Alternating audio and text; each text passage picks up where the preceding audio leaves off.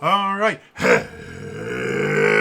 again, adventures, and welcome to another exciting episode of In-Depth Reviews. Today, we're going to be doing an in-depth review of MCDM's new revised version of the Illrigger class for D&D 5th edition. Now, quick reminder, if you do enjoy this stuff, please remember to like the video, subscribe to the channel, hit the bell icon to turn notifications on. All those things are super, super important. Now, let's talk about this. When I do an in-depth review, it is exactly that. It is in-depth. I go chapter by chapter, sometimes page by page. I talk about the things I like, the things that I don't like, the things that I think they did well, the things I think they need to do better. But a lot of people don't want to sit through what is normally like an hour and a half to 2 hour long in-depth review in order to figure out if they want to buy it. This one should be significantly shorter than that, but let's not break with tradition. So I always, at the beginning, just have a should you buy it section. And I separate potential buyers into three different groups. The first group is the players. Players are people that are primarily, not exclusively, but primarily going to be sitting at a table and playing a single character. The second group is what I call GMs or DMs, depending on the system we're talking about. And GMs are primarily, not exclusively, but primarily going to be sitting down at a table and running the game. They're going to be playing all the NPCs, they're going to be creating the combat encounters, or running a pre-made adventure, whatever it is.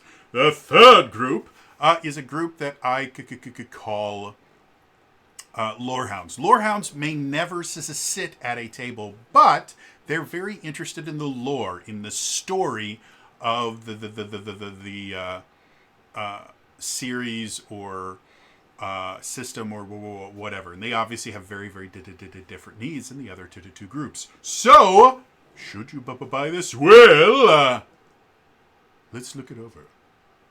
The first group. Should players buy this? This whole section is going to be significantly shorter. The whole video, theoretically, should be significantly shorter than a standard in-depth review, because there's just simply not as much here for me to talk about. And as far as players, should you buy it, the big issue most people are going to have with the Illrigger is not so much is it an interesting class, but is it a class that's worth $15? Because in order to get the Illrigger, you buy it directly through D&D Beyond, and it costs $15. Now, that $15 gets you the base class and 5 subclasses. So, for players, do I think that this class is worth $15? And a lot of it is going to hinge on the idea of whether or not you personally enjoy this class. Flavor-wise, it's a Hell Knight.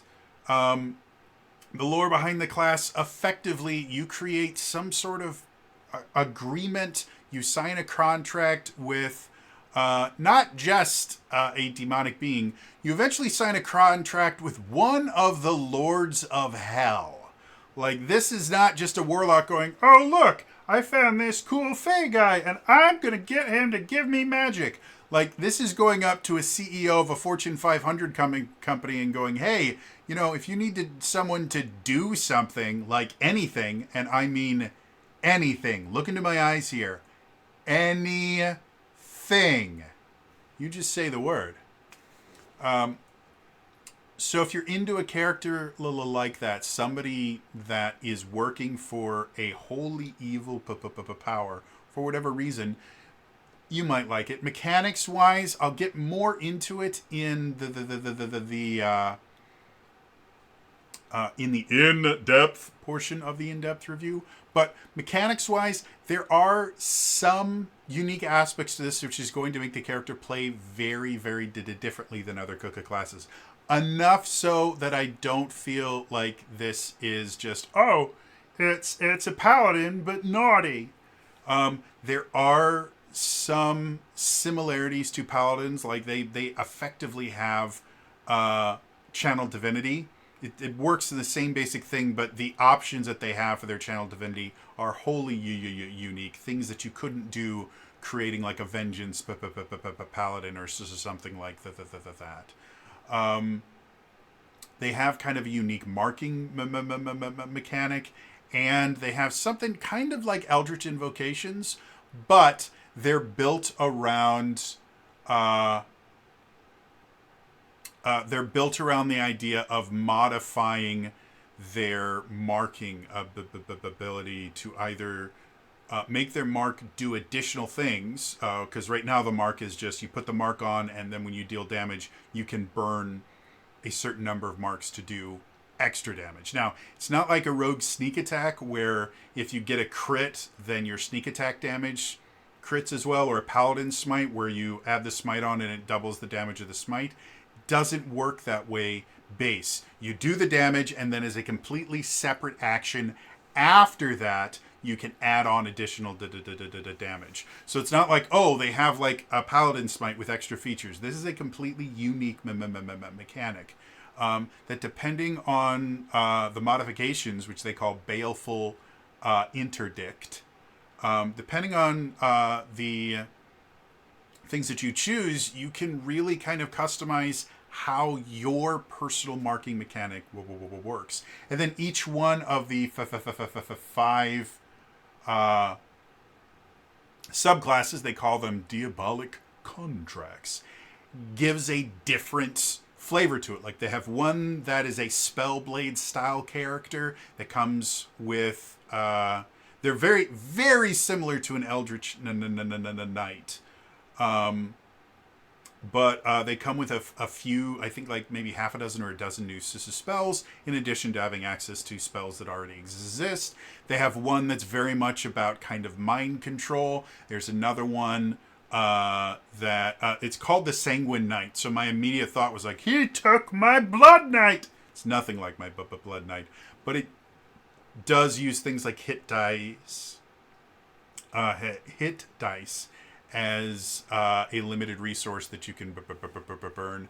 There's one that's kind of similar to a rogue. So the subclasses in and of themselves are, I would say, less unique than the base class itself, because a lot of them mimic classes that already exist. Like the Hellspeaker is kind of like a bard. The Architect of Ruin is kind of like an Eldritch Knight. The Shadow Master is kind of like a rogue. But the base class is unique enough that if you have both an Eldritch Knight and an Architect of Ruin in the same party, they're going to play very, very differently. Despite the fact that the Architect of Ruin's subclass abilities mimic a lot of the Eldritch Knight, because the base class is so different, it doesn't really matter that they're very, very similar. So, is this worth $15 for a player? It's a unique class. Let's put it that. Let's start with that. It's a unique class. You cannot mimic the abilities and the mechanics of the Illrigger with a combination of multi-classing, subclasses, and feats in 5.0 or 5.5. So in that idea, if you want to play this unique class, you need to pay the $15. I think lore-wise, plus the new mechanics, the new spells and everything, and there's new magic items in here as well. I think there's enough built into this that you can justify the $15 as a player. But that being said, if you do not want to play, because this is a weapons-based class, this is a martial class with some spell flavor to it, and one subclass that actually gets access to spells. But this is very much a martial class. If you are not a fan of playing martial classes, if you're not a fan of playing evil-aligned classes, like if you want to ignore the lore, you can definitely create an Illrigger that doesn't serve one of the 7 kind of rulers of hell.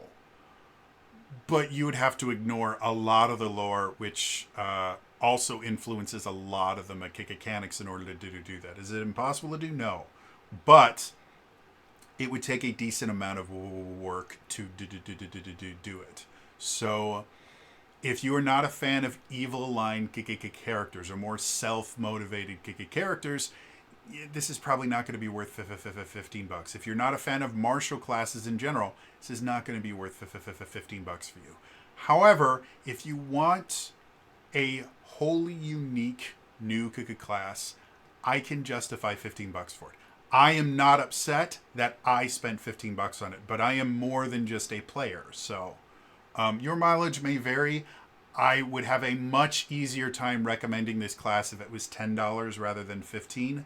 $15 does not, for me, from a player's perspective, $15 does not completely rule this out as a good investment. There's a lot of unique stuff here. There's a lot of cool stuff here. I think players can have a lot of fun and can justify $15 but it might be in your best interest to maybe convince your DM to purchase this and then turn on content sharing in a campaign and maybe kind of reimburse the DM for it so you can spread out the $15 among a bunch of players.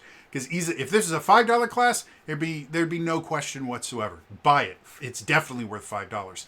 $10, it's not a bad amount of money for it. $15 is right around the price point where I start going, maybe not. So, yeah. Moving on. The second group. Should GMs buy this?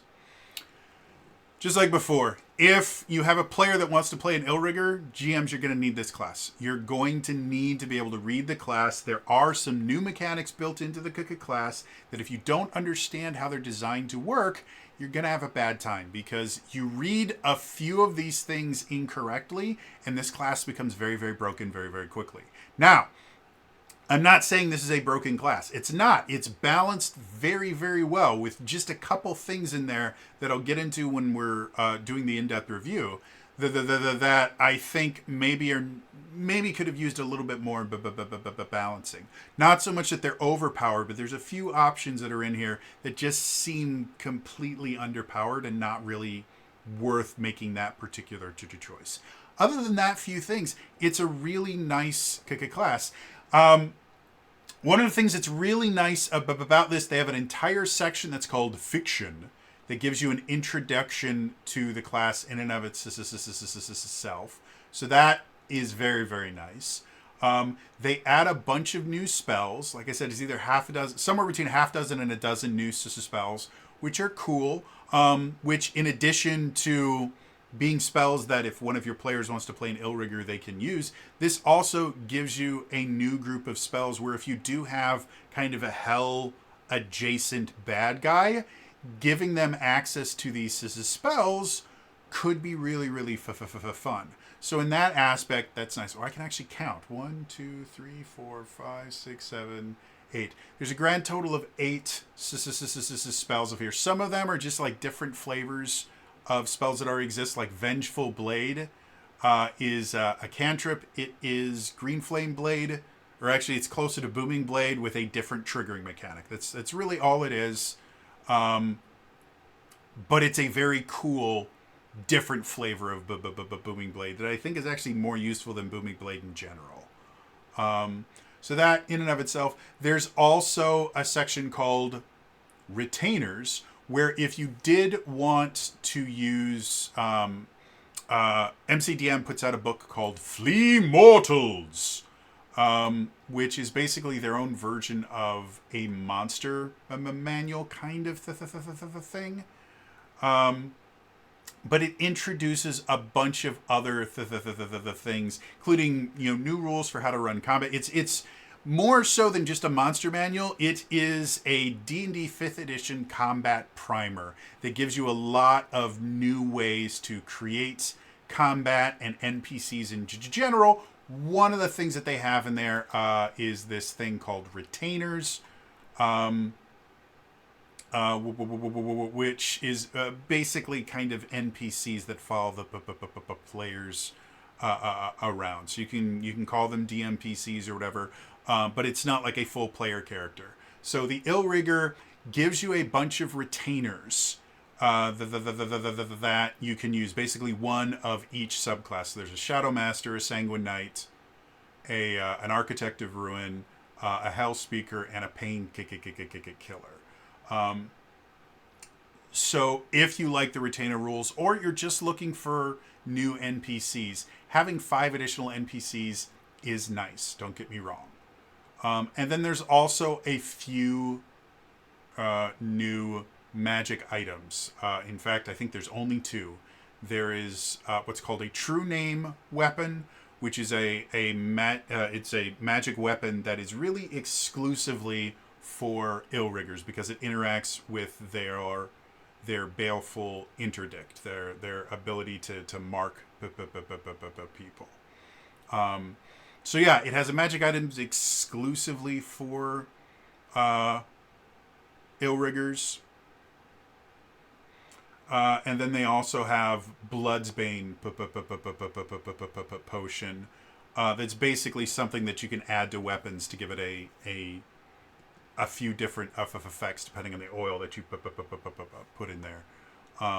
So for GMs or DMs in this case, is the Illrigger worth the 15 bucks? Excuse me. To be honest, I have a much easier time recommending this to GMs than I do for players for 2 reasons. One, the GM buys it and then they have like a master tier subscription. They can share it with all their players. And then it's not $15 for a single person to be able to play a single class. It is $15 for basically your entire campaign to be able to flirt around with not only the Illrigger, but the new spells, the retainers, and stuff like that. And in addition to that, adding class levels to monsters is actually one of the ways that you can modify monsters to make them more interesting and more fun. Adding Hellrigger levels to a few of your monsters, especially something like giving a vampire some features from the Illrigger could turn it into a really, really powerful, interesting boss-like character. Because right now, vampires in and of themselves are a bit underwhelming. They're very, very dangerous for low-level parties. As soon as you reach like mid-tier 2, and definitely once you hit tier 3, even like a vampire with spellcasting capabilities just really isn't that dangerous to you. Even something like Strahd is really not that dangerous. But take Strahd, give him a few aspects of the Illrigger, and now you have a truly like Dracula-style character where you can build a campaign around them, which I understand that's what they do in things like the Curse of Strahd campaign. Like, you do eventually have to fulfill. But again, Curse of Strahd ends right around tier 2, very beginning to tier 3. If you wanted to have a high-level campaign with a Dracula-style enemy being your big baddie, adding aspects of the Illrigger to a vampire stat block would definitely be a way to create a really terrifying vampire knight style character. So, do I recommend this to GMs? For the most part, yes. Again, your mileage is going to vary. If you don't like dealing with the hells and stuff like that, you're probably not going to enjoy this class very much at all. But if that's something that you dig, which I dig, there's a lot of stuff that you can get out of this. So, moving on. The third group. Should Lorehounds get this book? There is a decent amount of lore here. MCDM is Matt Colville's production company. Matt Colville is an author. He's a writer. He used to, I don't know if he still has this on his bio, but he used to, in his bio, talk about how he was the plot designer, the writer for a game that I can't remember what it was called now. But it was basically, it was an asymmetric multiplayer game where one team was hunting a monster, and you'd have 4 people on that team, and they were class-based. So, or it was kind of a hero-based shooter. But the other team was just a single monster that would have to run around the map and, eat creatures on the map, or maybe even kill a hero or two to gain enough DNA to evolve. I think it might have been called Evolve. It was an interesting idea that was just executed so incredibly poorly, because it launched, I think, with 2 monsters, and that was it. And it didn't have very many maps, and it was massively pay to win. It was just really, really bad. Most people had no idea that it had a story, but Matt Colville wrote it. So the reason I'm saying that, Matt Colville writes interesting shit. They even introduce a new condition here that I forgot to mention in the GM section. That's kind of cool. So every single feature, unlike your kind of modern D&D 2024 thing where it's a textbook and each feature is just, this is how it mechanically works. Every single feature in every single section has lore behind it, which is really, really nice. They have an entire section at the beginning called Fiction, which is just a little short story involving an Illrigger. And it's really nice. It's very well written. The artwork is gorgeous. However, it's a single class. Even with all the lore and everything in there, $15 is a lot. You can get a novel for less than $15, or at least you used to. I don't know if you can still get a full novel for that. You used to be able to get a full novel for less than $15 bucks. I don't think I can justify a Lorehound spending $15 on this just for the lore. The lore itself is very cool. It's very interesting. There's just nowhere near enough that I could justify a Lorehound paying $15 for it. Because again, it's not a full book. It's not a campaign setting. It's not even talking about a single aspect of hell or anything like that. It is just talking about a single class. And $15 is just too much for a Lorehound to be able to justify the amount of fiction you get here. You can read through the entirety of this thing in maybe, I don't know. If you're really, really getting into everything, you can do it in 20 minutes without too much difficulty. If you're skimming, 10 minutes easy. Can I ever justify spending $15 for something with 10 minutes worth of experience? Not particularly. Yeah, for Lorehounds, it's a no. So, moving on. So, quick recap. Players, is this a recommendation? Yes, with a caveat of you have to be interested in either evil-aligned characters, hell-aligned characters, or martial characters. If those 3 things are not things that you're into, it's probably not worth it. For DMs, it's a much easier recommendation. Yeah, go ahead and pick it up. There's enough new stuff in here. The class itself is interesting. There's some new NPCs that it gives you. There's a brand new condition that they introduced called Dazed, which is nice. There's some new spells.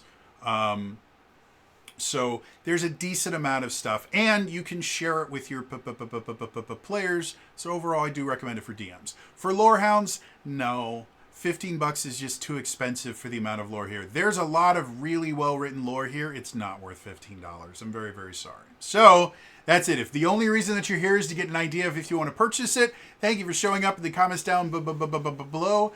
Just let me know what your favorite hellbound character is in fiction. Are you a big fan of Ghost Rider? Do you enjoy, what's her name, Kavach? Or Kavash, whatever her name is from Baldur's Gate 3. Are tieflings your favorite characters to play in D&D? Let me know in the comments down below. Otherwise, I think it's time for us to get into the in-depth review. So, as a reminder, this is an in-depth review. And when I say in-depth, I mean in-depth. I'm going to go section by section, sometimes paragraph by paragraph, since this show's short. I'm going to talk about the things that I like. I'm going to talk about the things that I don't like. I'm going to talk about the things that I think they did well. I'm going to talk about the things I think they need to do better. One thing I'm not going to do, the actual mechanics of the class, for the most part, I'm going to avoid. I will talk about kind of the overarching, this is the basics of the mechanics, but I'm not going to talk about damage dice. I'm not going to talk about anything that could be used as a way to avoid having to buy it. As much as I think $15 is pushing it a little bit for this, and I think this would be an exceedingly more attractive purchase at $10 instead of $15. I never want people to be able to use one of these in-depth reviews as a way to kind of get around having to actually pay for the content. MCDM put a lot of effort and work into creating this, and if it does well, hopefully that means that the DMs Guild might become more willing to allow us to like create our own classes. I don't need to be able to sell my own class on or D&D Beyond, I'm sorry. I don't need to be able to sell my own class on D&D Beyond, but if I can create a custom class so that people can play my Dragon Knight class and my Blood Knight class in D&D Beyond, I would be very, very happy. So, yeah. So that being said, let's get into this in-depth review. So, the first section, the introduction. It's a letter from Sadie Laurie. Just talks about the stuff we really don't need to talk about. Read it over. It's a nice thing. It kind of explains the process of creating the Illrigger. But the real section we're going to start with is fiction. Fiction is exactly that. It is a little story about an Illrigger. And it's relatively well written. I have not read through the entirety of it. I've glanced through it because, again, I've got, 5 different in-depth reviews to do.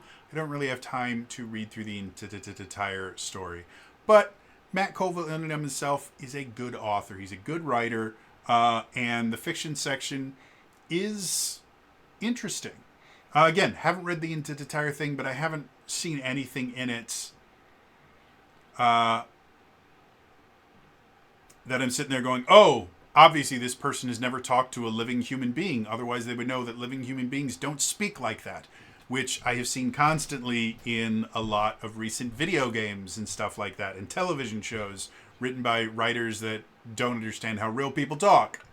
This doesn't have any of that. It's a cool little short story that I find interesting. So, yeah, there's not really much to talk about in that section. So, moving on. The second section, the Illrigger. So, the Illrigger in and of itself is an interesting class. I've mentioned before, the class design philosophy in D&D 5th edition is basically every class needs to be unique right from the beginning. A paladin, right from level 1, should play different than a fighter. It should feel different. Everything about it should be different. And by the time you get to level 2, the core aspects, the defining feature of the class should already be there. Doesn't mean that they can't get better as you go on or get expanded as you go on. But the defining features of the class need to exist within the first 2 levels, and they need to not just be, oh, well, this is like a dark version of a paladin. They have to be unique.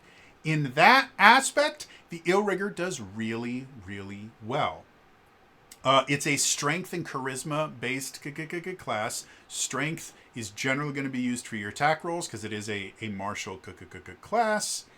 Charisma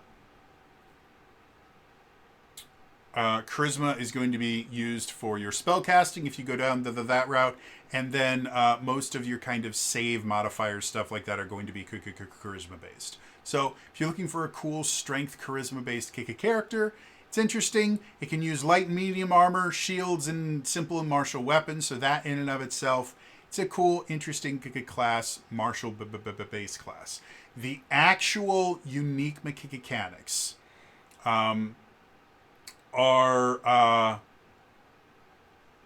basically two different things. The one that you get at first level is called Baleful Interdict, and it's basically a marking system, actually remarkably similar to how the original fighter in 4th edition worked.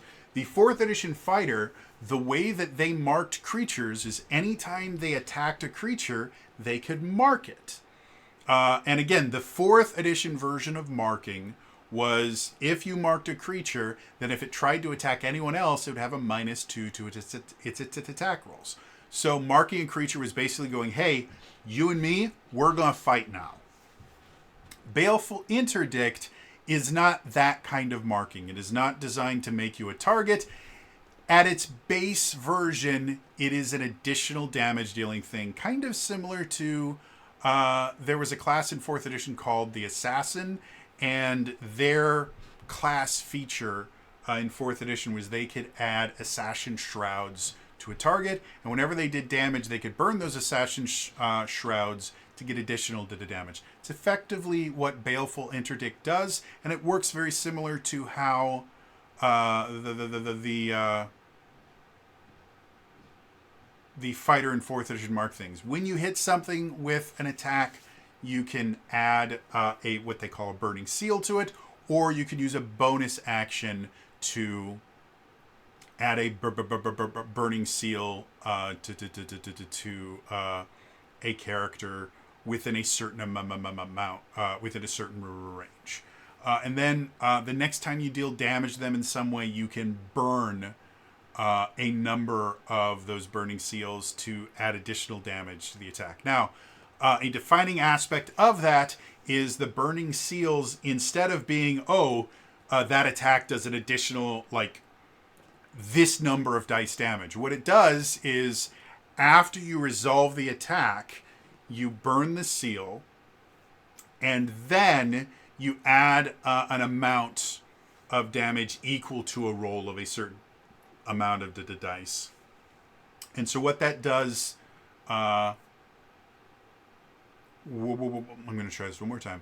What that does as from a mechanical aspect means that because it is a completely separate amount of damage that is rolled completely separate from your attack damage, that means on critical hits, you don't get the double the damage of burning seals if you actually do add them. So unlike a Paladin Smite, where anytime they crit, they're generally going to be smiting because it means that they get double the smite damage. Burning seals don't work that way by default. So from that aspect, you could very easily say, well, the Baleful Interdict is kind of like a worse version of Paladin Smite. If you look at just the base version of it, it's like, this is stupid. There's really not a whole lot to do here. It's not that much damage, and there's a limited number of them that you can do. As you gain levels, you have access to more seals that you can inflict, and they reset on a shorter long rest. This is a short rest based character, but it's still a limited resource, and it's not like key points where you basically have the same number of key points as you do levels. You start at a pretty low number, and then even at max, it's still a pretty low number. It's less than 10. I won't say the exact number because, again, I don't want people being able to use this to be able to not buy the class.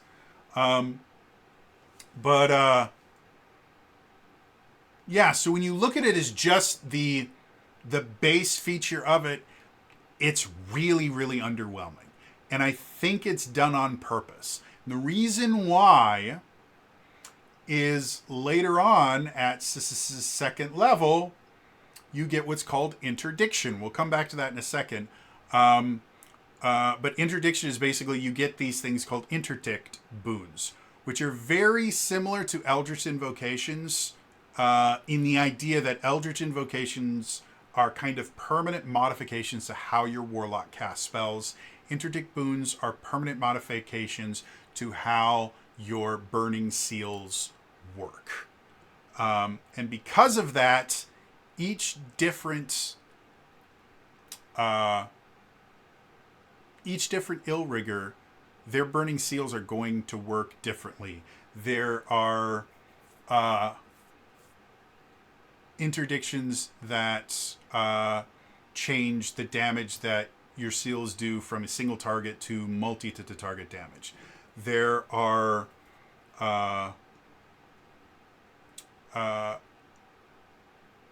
boons that allow you to basically pull like a scorpion, get over here, when you mark a target using your bonus action.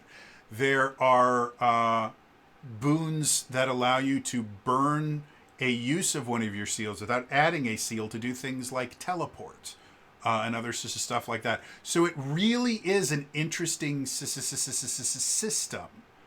And it creates a very, very customizable class. Because again, the defining mechanic of this class is these burning seals.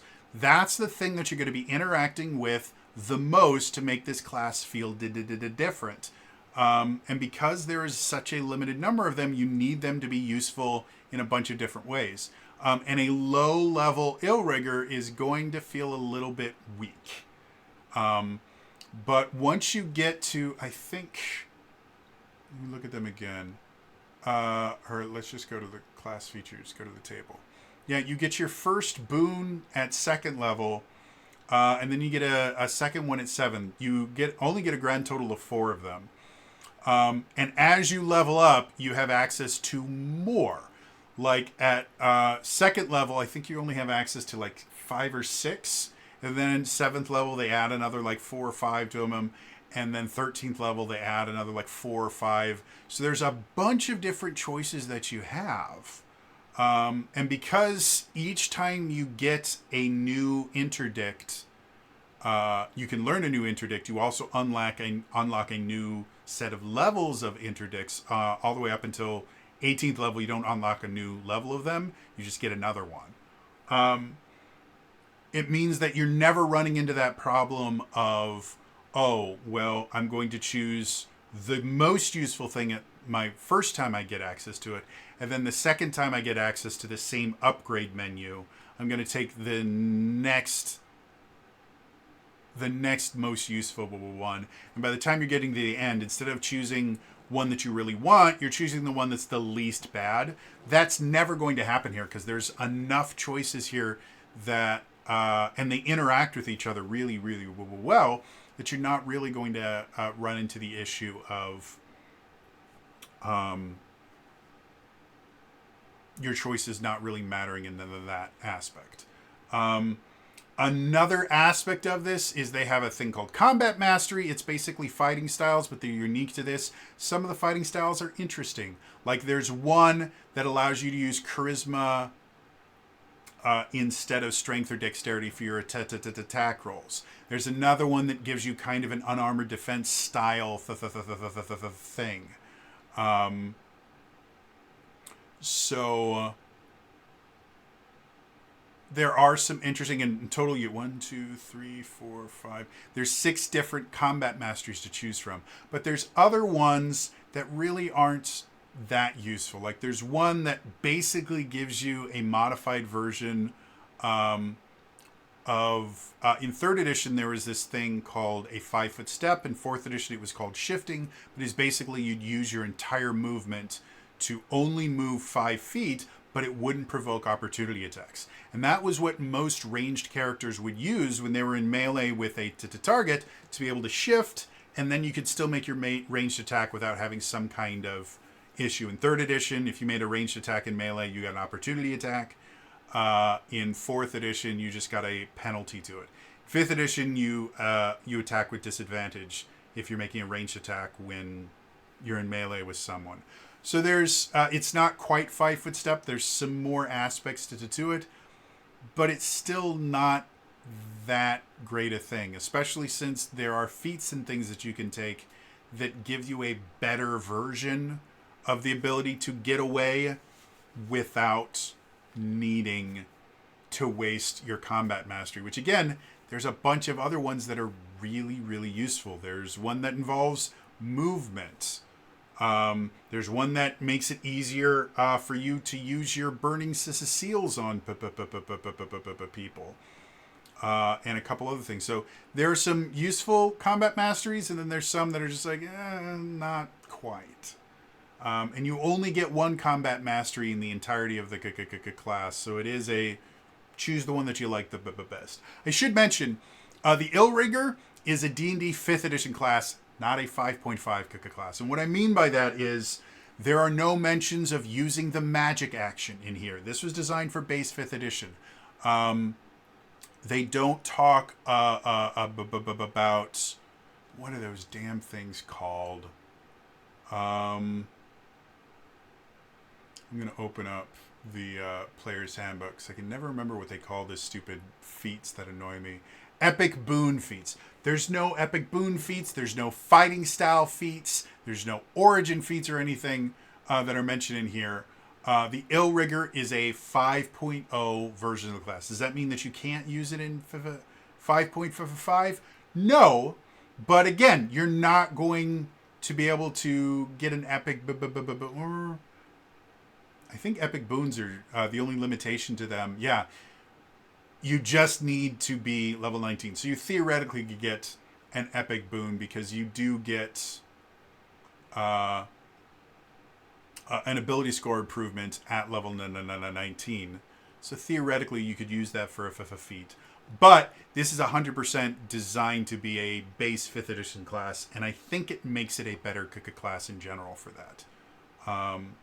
So we'll talk about the subclasses in a little bit. The other kind of mechanical aspects of this, you get an ability called Invoke Hell. It's Channel Divinity with by another name. Same basic thing. Now, the actual things that you can do as your Channel Divinity are very, very different from anything that a Paladin can do, but Invoke Hell is Channel Divinity. That's what it is. And then you also get this thing called Infernal Conduit at 6th level, which is kind of similar to a Paladin's Lay on Hands, where you have a pool of things that you can use, but you use them very, very differently. You have a dice pool, and then when you touch a creature, you can burn a number of dice from that pool to do one of two things. One, you can heal that creature by damaging yourself. Basically, you roll the die, and you take that much necrotic damage yourself, you give that much health to the creature. That in and of itself is cool. Or you can touch a creature and make them take the necrotic damage, and you heal.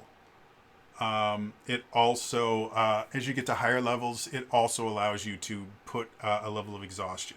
So that in and of itself is interesting, because it definitely, again, this is a flavored version of Lay on Hands. But Lay on Hands for a Paladin is you have a pool of points that you can just spend to give people points. This involves a saving throw. It can be used on enemies. Like, it's a really, really cool ability. And then everything else,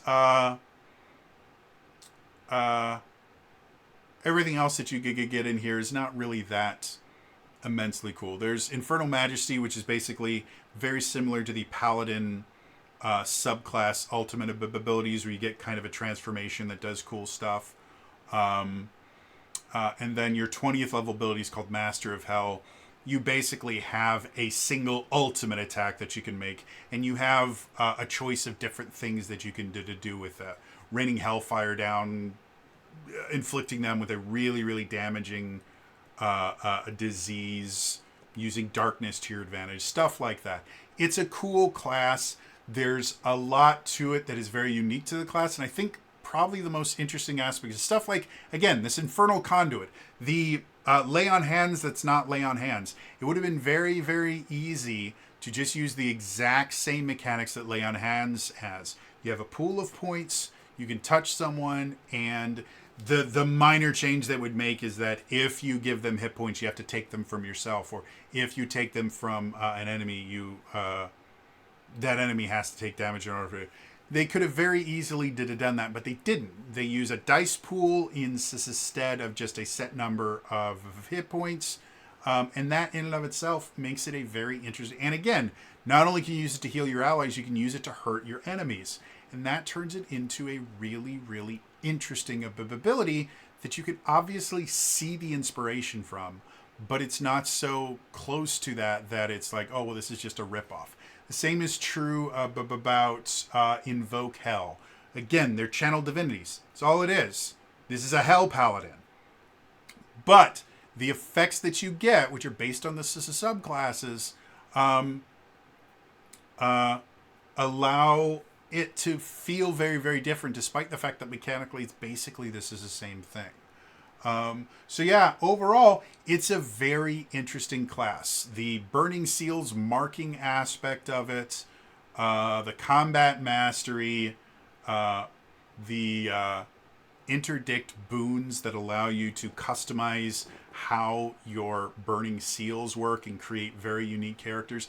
Everything about this creates this very hyper customizable kind of hybrid between a paladin and a warlock that doesn't actually play like either class. Like, this isn't just another version of the Hexblade. It's nothing like the Hexblade. It doesn't play like a Hexblade. It doesn't feel like a Hexblade. It just has a similar flavor to it. In the same way, this is not just an evil paladin. It doesn't play like a paladin. Mechanically, while there are a few abilities that are obviously inspired by paladin abilities, the way that they play out is very, very different. Overall, it's a unique class, which, again, from way back in the day when the DMs Guild was first a thing and everyone was releasing their own classes, it was impressive how many classes were just like, well, this is a paladin, but they can punch stuff. Or, hey, this is a barbarian and monk in one. Where it was just people taking random bits of other classes that already exist, shoving them together, and then hoping that it would work. This isn't that. This is a unique class, and it's really, really cool. So yeah, moving on. Let's talk the third, fourth, whatever section this is. I think this is the third section. Subclasses, or as they call them here, Diabolic Contracts. So what they call their subclasses. There's 5 different subclasses. They all play very, very differently. First one's called the Architect of Ruin. It's an Eldritch Knight. It's a third caster. So you start with first level spells, and eventually you can get all the way up to 4th level spells. You don't have a lot of spell slots. You're not designed to be doing a ton of spell casting. Spell casting is meant to augment your abilities as a martial character. You get access to cantrips. Because this is a martial class, you also get access to extra attack.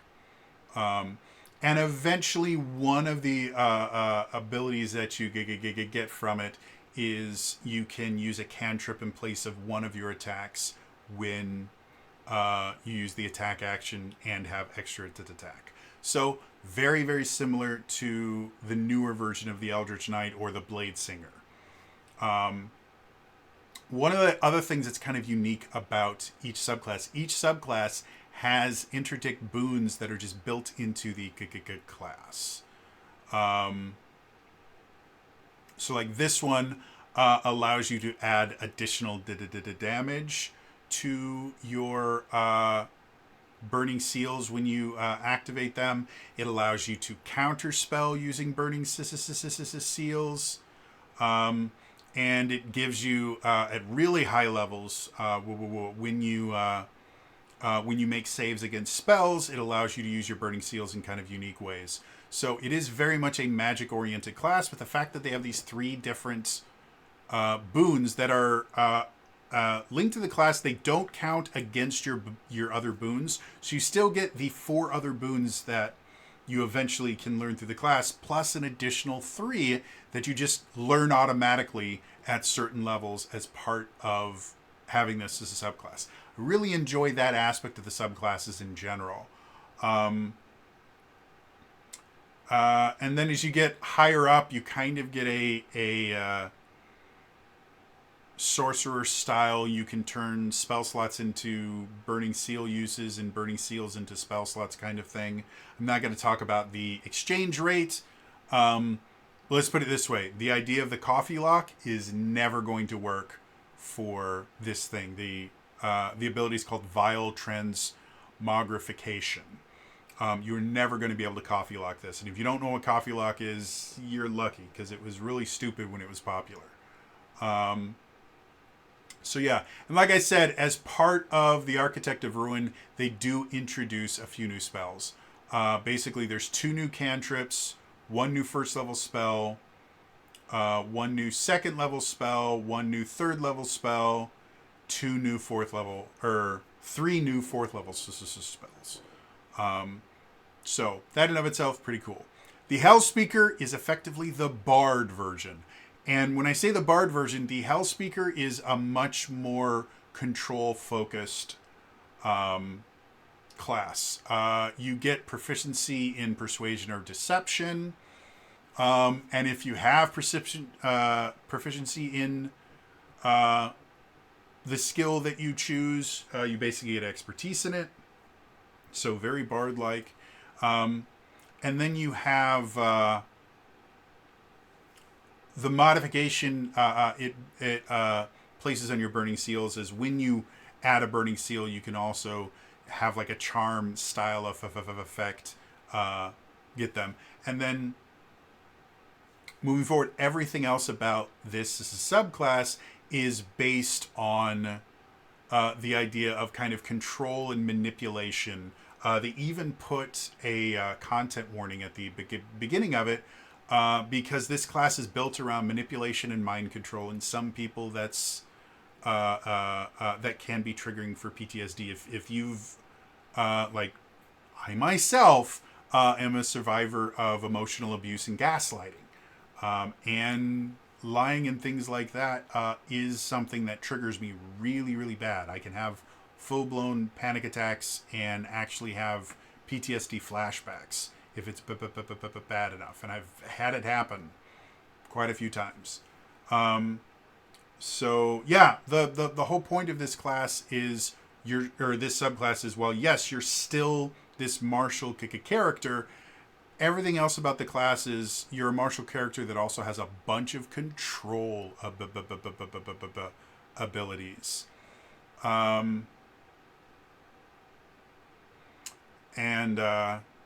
Yeah, I've mentioned this many times before. I'm a huge fan of control-based characters in general, where they're not doing a ton of damage, but they are changing how the fight works. And yeah, without getting into too many different aspects of this, there's a lot of really cool things. Probably the coolest thing, their 15th level ability is called Quid Pro Quo.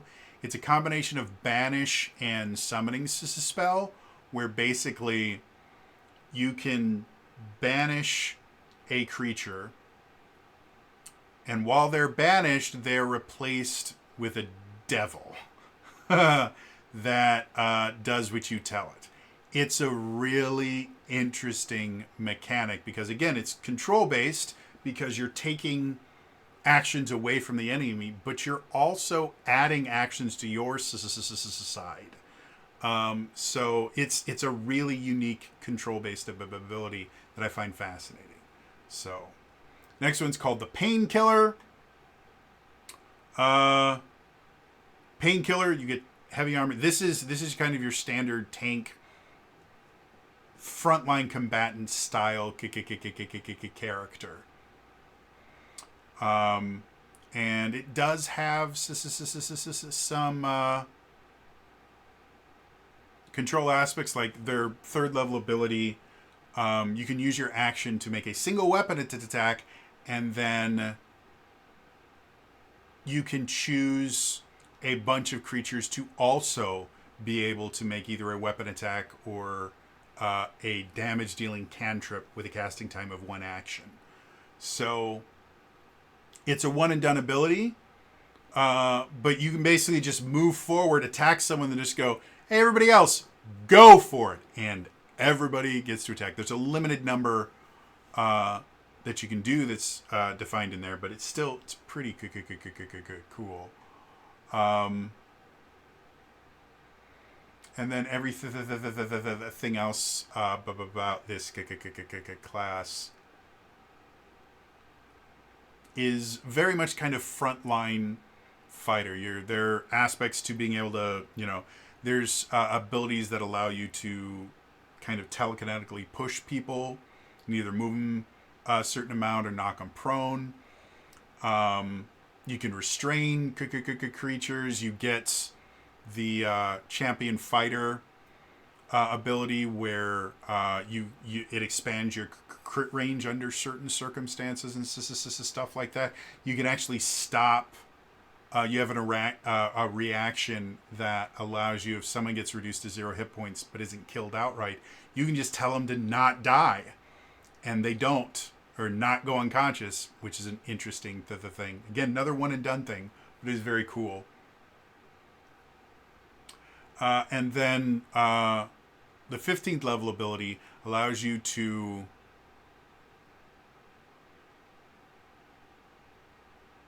burn a seal on a hit to turn it into a crit. And if you do that, you also get to double the damage of your seals that you are burning.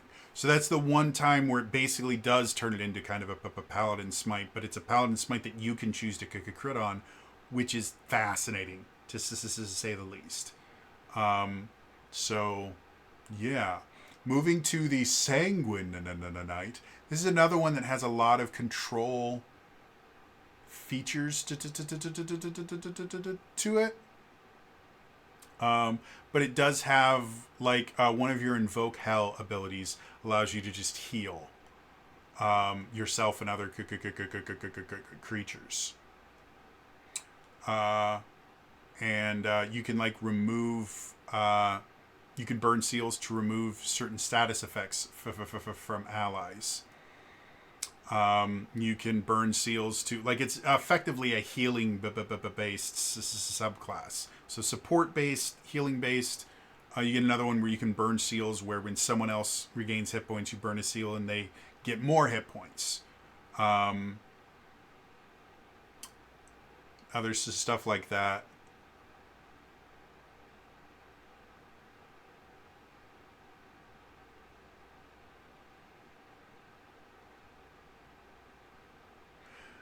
And yeah, like, it's a lot of it is healing and temporary hit points based, and yeah, without getting into too much details, that's what it is. Still kind of a more control based, support based class or subclass.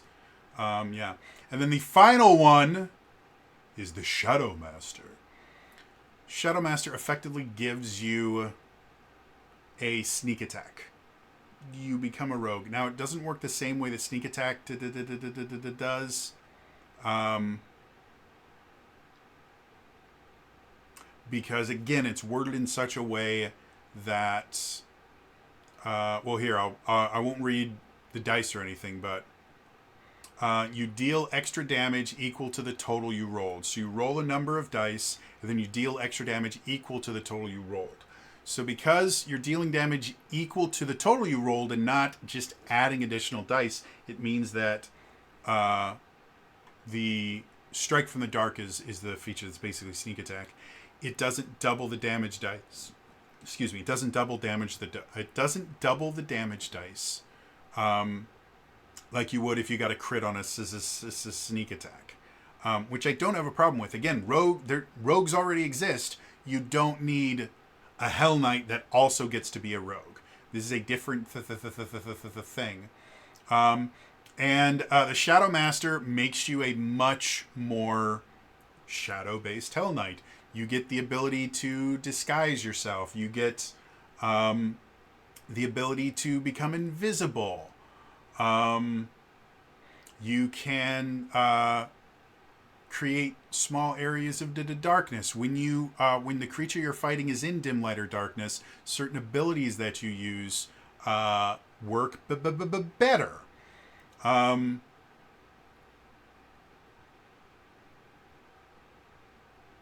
So yeah, it's very much a rogue flavored Illrigger, and a more stealth shadow flavored Illrigger, but nothing about it feels like it's, oh, they just took the rogue features and add them to this. They're unique enough and customized enough specifically to the Illrigger to make it interesting and fun. So yeah, those are the subclasses. Moving on. It's not expecting this to be an hour-long video, but I guess it is. Let's talk about the spells. The spells themselves, for the most part, they're kind of different flavors of spells that already exist. Like Aura of Desecration. Effectively, it's, I can't remember, it's the cleric spell that allows you to create an aura around yourself where you have all these spirits and they deal damage. Can't remember it off the top of my head, but it's basically what Aura of Desecration is. And that's kind of what you see over and over again with these, is a lot of them tend to be reflavored version of spells with some differences added to them. Like Hell's Lash, it's a first level spell. You attack a creature, they make a save, but in addition to getting damage, they also get damage over time that keeps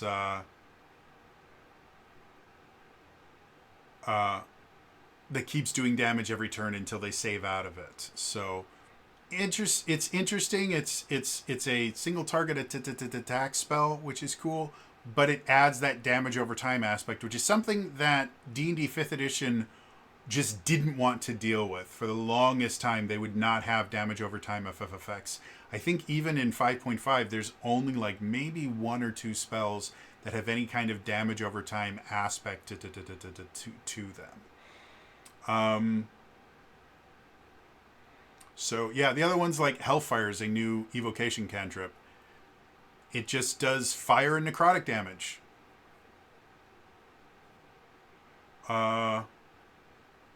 Maligned Weapon is kind of like elemental weapons, but different.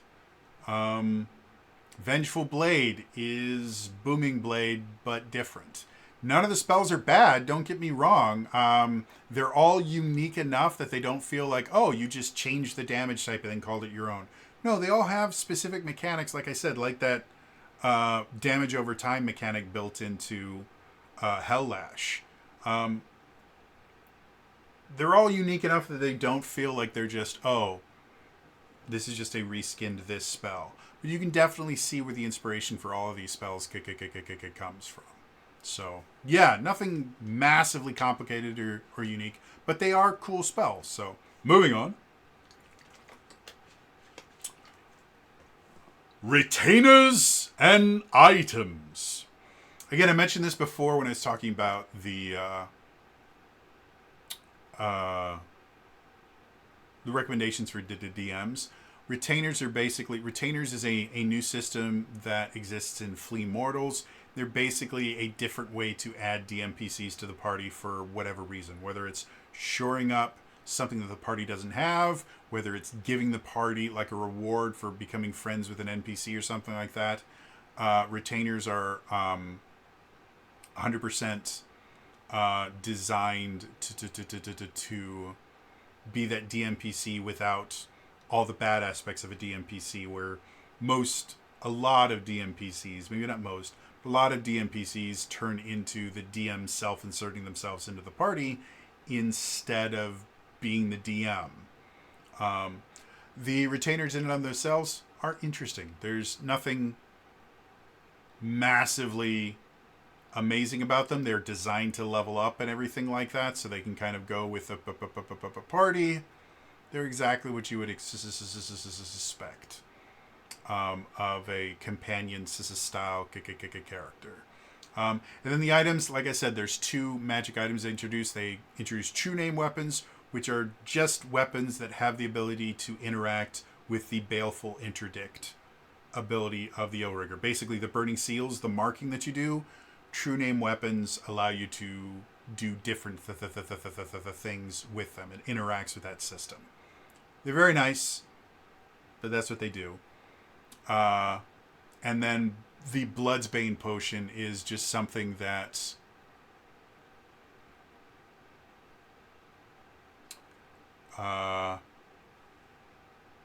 you coat a weapon or ammunition to it, and then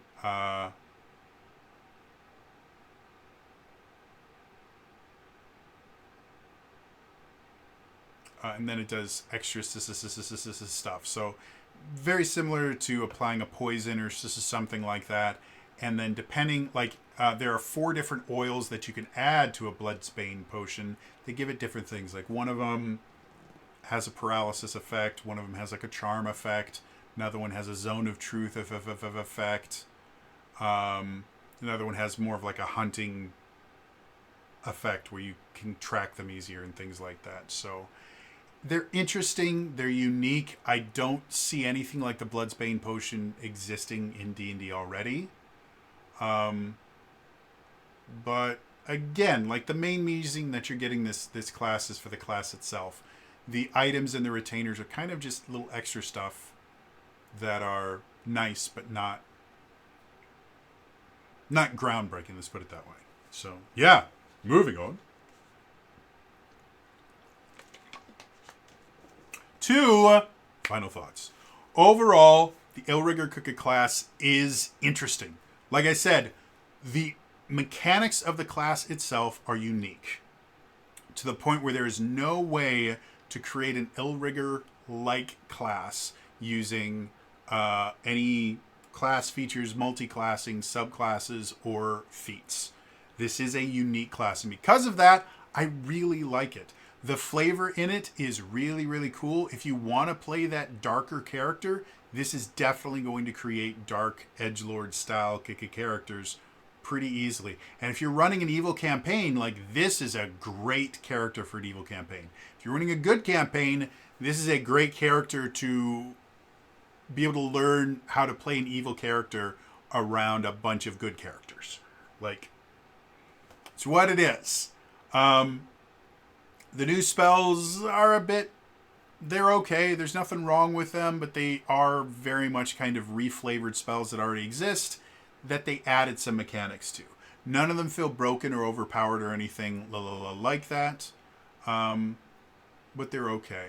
The subclasses themselves gives you a lot of variety, but quite a few of them do lean a little more into the control aspect rather than like straight up damage dealing. Mostly because the base class in and of itself has enough aspects that can turn you into a very dangerous damage dealer. But you don't really need the subclass to do that. And the subclass is going to shore up the aspects of the class that aren't as well defined. Overall, I really like it. I think it's a great class. I think if anyone from NCDM is watching this, I think you priced it a little bit too high. I'm not sure who made the decision as far as pricing was concerned. I think you would probably make more money at $10 than you're going to make at $15. $15, this is a really, really hard sell for a single class. $10, I think quite easily you could double your sales. From a purely marketing perspective, I think you, if we're going to go pure marketing terms, I think you chose a premium pricing strategy, which is perfectly fine. But you chose a premium pricing strategy in a market that doesn't have premium pricing in it. So you've just defined the premium market of the premium part of the market without having anything else to compete with, and because of that, it just kind of looks overpriced. Nobody is able to compare it to another item on the market and go, well, yes, this was more expensive than that one, but the quality is such that it makes sense that you have to pay this much more money for it to get that additional quality. That's generally how the premium pricing strategy works. And there's nothing to compare it to. And so instead of a customer having to justify an extra like $5 or $2 or something, they have to justify the entire price of the product because there's nothing to compare it to.